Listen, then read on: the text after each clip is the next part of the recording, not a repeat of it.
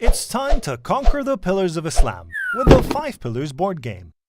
Before you start, separate the question cards into the 25 categories and place them into the card tray. Ensure that you have 50 pillar tiles, 25 for each team, 10 check marks, 5 for each team, and 5 pillar tokens.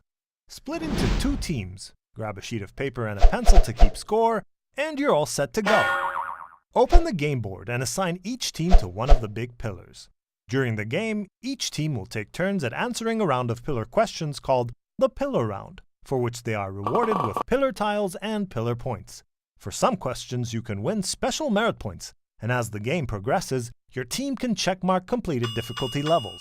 The first team to fill their entire pillar with tiles has conquered the pillars of Islam and is the winner. When it's your team's turn, you must select one member of your team to be the active player for the round. This is the only player who can answer the questions during the round.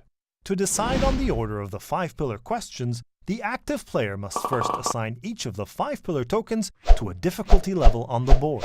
The opposing team should select the appropriate question cards and ask the questions during the round. Whenever the active player answers correctly, he or she needs to decide if to go to the next level.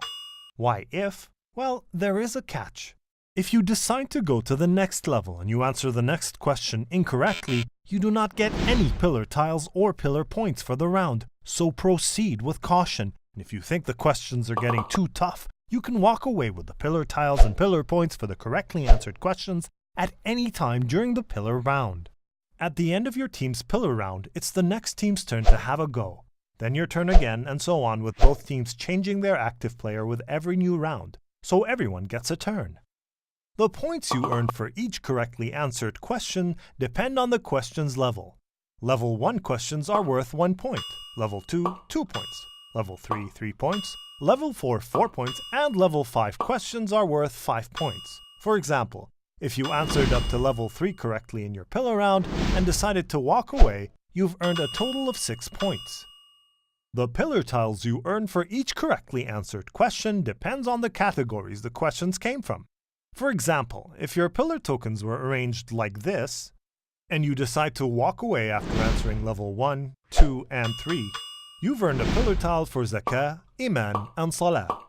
The tiles are placed on your team's pillar on the game board, where the matching column and difficulty row intersect, if the spot is still empty. If a spot has been filled already, you will still earn points, but you do not need to place another pillar tile on the board. On some of the question cards, the team asking the questions will notice 1 or 2 references from the Quran and/or Hadith, which serve as the evidence for the answer.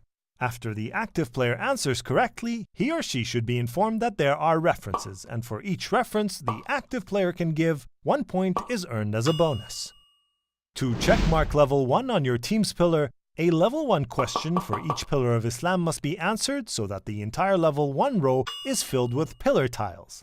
To checkmark higher levels, your team must tile every spot for that level, as well as checkmark all preceding levels.